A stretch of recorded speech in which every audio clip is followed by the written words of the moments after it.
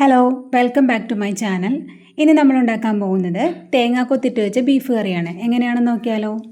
അതിനുവേണ്ടി ഞാനൊരു കടായി എടുത്തിട്ടുണ്ട്. അതൊന്ന് ചൂടായി വരുമ്പോഴേക്കും അതിലേക്ക് വെളിച്ചെണ്ണ ഒഴിച്ചു കൊടുക്കാം. വെളിച്ചെണ്ണ നന്നായി ചൂടായി കഴിയുമ്പോഴേക്കും 2 വറ്റൽമുളക് അതിലേക്കൊന്ന് കീറിയിട്ട് കൊടുക്കാം. അതിനുശേഷം ചെറിയുള്ളി അരിഞ്ഞത് നമുക്കിതിലേക്ക് ആഡ് ചെയ്ത് കൊടുക്കാം.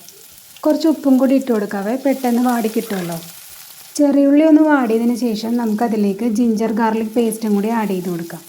ഇതെല്ലാം ഒന്ന് നന്നായിട്ട് വാടി കഴിയുമ്പോഴേക്കും ഒരു വലിയ സവോള അരിഞ്ഞതും കൂടി നമുക്കിതിലേക്ക് ഇട്ട് കൊടുക്കാം. ഇനി ഇത് നന്നായിട്ടൊന്ന് വാടണം. അതിനുശേഷം നമുക്കിതിലേക്ക് ഒരു പച്ചമുളകും കുറച്ച് കറിവേപ്പിലയും കൂടി ഇട്ട് കൊടുക്കാം. പച്ചമുളക് ഒരെണ്ണം മതി, കാരണം ബീഫ് വേവിച്ചപ്പോഴേക്കും പച്ചമുളക് ഇട്ടാണ് വേവിച്ചേക്കുന്നത്. ഇനി ഇതെല്ലാം ഒന്ന് നന്നായിട്ട് വഴറ്റിയെടുക്കാം. ഒന്നെങ്കിൽ ഇതേപോലെ ഇളക്കി കൊടുക്കുക, അല്ലെങ്കിൽ ലോ ഫ്ലെയിമിൽ വെച്ചിട്ട് അടച്ചു വെച്ചാൽ മതി. ഇനി ഇതിലേക്ക് നമുക്ക് ഒരു വലിയ തക്കാളി ചെറുതായിട്ട് അരിഞ്ഞിട്ട് കൊടുക്കാം. ഇതൊന്ന് മിക്സ് ചെയ്തതിന് ശേഷം നമുക്ക് ലോ ഫ്ലെയിമിൽ വെച്ച് അടച്ചു വെച്ച് വേവിച്ചെടുക്കാം. ഇപ്പോൾ ഇതേ തക്കാളി വെന്തിട്ടുണ്ട്. നമുക്ക് തക്കാളി പേസ്റ്റ് പോലെ ആവണമെന്നില്ല.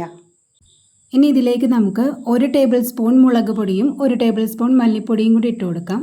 അതിൻ്റെ കൂടെ പെരുംജീരകപ്പൊടി 1 ടീസ്പൂൺ, കുരുമുളക് പൊടി 1 ടീസ്പൂൺ, ഗരം മസാല 2 ടീസ്പൂണും മഞ്ഞൾപ്പൊടി 1 ടീസ്പൂണും കൂടി ഇട്ട് കൊടുക്കാം.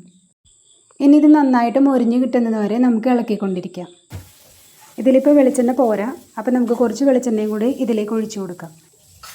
എന്നിട്ട് നന്നായിട്ടൊന്ന് മിക്സ് ചെയ്ത് കൊടുക്കാം. നമുക്കിത് മൊരിഞ്ഞ് കിട്ടുന്നത് വരെ ഇളക്കിക്കൊണ്ടിരിക്കണം. ഇനി ഇതിലേക്ക് നമുക്ക് തേങ്ങാക്കൊത്തിട്ട് കൊടുക്കാം. തേങ്ങ സ്ലൈസ് ചെയ്തെടുത്തേക്കുന്നതാണ്. എന്നിട്ടിത് നന്നായിട്ടൊന്ന് മിക്സ് ചെയ്ത് കൊടുക്കാം.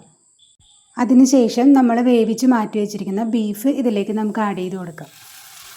ഇത് പച്ചമുളകും ഇഞ്ചിയും വെളുത്തുള്ളിയും ഉപ്പും 1 ടീസ്പൂൺ ഗരം മസാലയും കൂടി ആഡ് ചെയ്തിട്ടാണ് വേവിച്ചേക്കുന്നത്. ഇനി ഇത് നന്നായിട്ടൊന്ന് മിക്സ് ചെയ്ത് കൊടുക്കാം. അതിനുശേഷം ഒരു 5 മിനിറ്റ് അടച്ച് വെച്ച് വേവിക്കണം. ഇതിൽ അത്യാവശ്യം വെള്ളം ഉള്ളതുകൊണ്ട് ലോ ഫ്ലെയിമിൽ വെക്കണ്ട.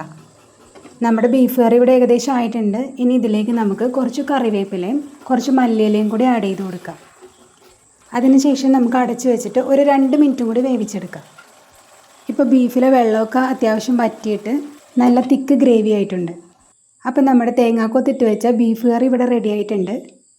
അത്യാവശ്യം തിക്ക് ഗ്രേവി ആയതുകൊണ്ട് തന്നെ ചോറിൻ്റെ കൂടെ ആണെങ്കിലും അല്ലെങ്കിൽ പൊറോട്ടയോ ഇടിയപ്പോ എന്തിൻ്റെ കൂടെ ആണെങ്കിലും നല്ലൊരു കോമ്പിനേഷനാണ്. അപ്പോൾ ട്രൈ ചെയ്ത് നോക്കാൻ മറക്കരുത്.